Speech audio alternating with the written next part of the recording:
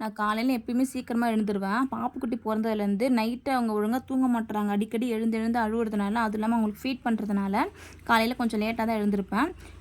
Maximum அத்தையே சமையல் வேலையை முடிச்சுருவாங்க. நான் எழுந்து மற்ற வேலையெல்லாம் பார்த்துப்பேன். ஃபஸ்ட்டு எழுந்து ஃப்ரெஷ் ஆகிட்டு பாப்பாக்குட்டிக்கு ஃபுட்டு ஊட்ட ஆரம்பிச்சதுலேருந்து அவளுக்கு ஃபுட்டு ரெடி பண்ணுறது தான் ஃபஸ்ட்டு வேலையாக இருக்கும். நேற்று நைட்டு ராகி தான் ஊற வச்சுருந்தேன். ராகி ஒரு பாதாம் போட்டு ஊற வச்சுருந்தேன். அதை மிக்சியில் அடித்து பால் எடுத்து ஃபஸ்ட்டு அவங்களுக்கு அடுப்பில் வச்சுட்டு அதுக்கப்புறம் தான் நான் மற்ற வேலை செய்வேன். ஏன்னா அவங்களுக்கு 10 மணிக்குள்ளே நான் ஃபுட்டு ஊட்டுவேன். பாப்புக்குட்டி 9:00 அந்த மாதிரி தான் எழுந்திருப்பாங்க. அவங்களுக்கு ஃபுட்டு 10 மணிக்கு ரெடி பண்ணி அவங்களுக்கு ஊட்டுறதுக்கு 10 மணி ஆகிடும். அவங்க பசினா ரொம்ப அழ ஆரம்பிச்சிருவா. அதனால் ஃபஸ்ட்டு எழுந்ததுமே அவள் வேலை தான் ஃபஸ்ட்டு செய்வேன் நான். பாப்புக்குட்டிக்கு மார்னிங் பிரேக்ஃபாஸ்ட்டு மேக்ஸிமம் ராகி கூழ் தான் கொடுப்பேன்.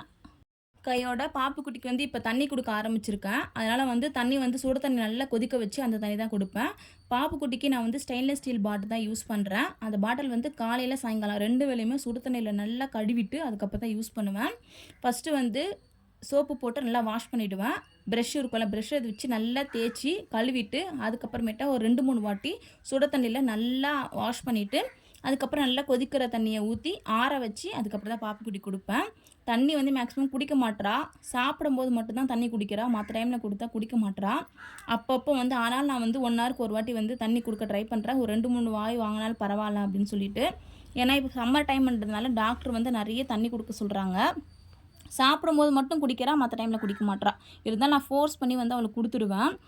ஃபஸ்ட்டு அவள் வேலையெல்லாம் முடிச்சுட்டு எனக்கு ஒரு ஸ்ட்ராங்காக காஃபி போட்டு குடித்தேன். நான் மார்னிங் எப்பவுமே டீ காஃபிலாம் குடிக்க மாட்டேன்.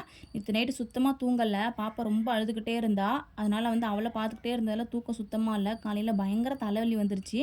அதனால் ஃபஸ்ட்டு காஃபி போட்டு கொடுத்துட்டு அதுக்கப்புறமேட்டா பாப்புக்குட்டிக்கு ஃபுட்டு ஊட்டலான்னு சொல்லிட்டு காஃபி போட்டு ஃபஸ்ட்டு கொடுத்துட்டேன். அவளுக்கு ஃபுட்டு ரெடி ஆகிடுச்சு. கொஞ்சம் நேரம் ஃபேன் காற்றுல வச்சு கிண்டி விட்டால் ஆறிடும். அதுக்கு நல்லா ஆறினதுக்கப்புறம் தான் பாப்புக்குட்டி கொடுப்பேன். நைட்டு நல்லா எனக்கு தூங்க விடாமல் காலையில் அவ்வளோ ஆக்டிவாக விளையாடிட்டுருக்கா.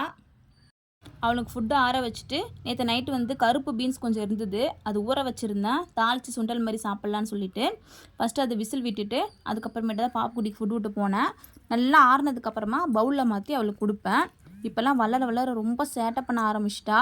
வெளியில் போய் விளையாடணுன்றா, வேடிக்கை காமிக்கணும். வீட்டுக்குள்ளே இருந்தால் அவங்க பாட்டி வெளியே கூட்டிகிட்டு போய் பழக்கப்படுத்திட்டாங்க. அதனால் அவங்க கூட இருக்கணுன்றா. அவங்ககிட்ட இருந்து எங்கிட்ட கூட வரமாட்டான். ஏன்னா அவங்க வெளியில் கூட்டிகிட்டு போகிறாங்க, நான் வீட்டுக்குள்ளேயே வச்சுருக்கேன்னு சொல்லிட்டு. உங்களுக்கு இந்த வீடியோ பிடிச்சிருந்தா லைக் பண்ணுங்கள், சப்ஸ்கிரைப் பண்ணுங்கள். நெக்ஸ்ட் வீடியோவில் பார்க்கலாம். பாய்.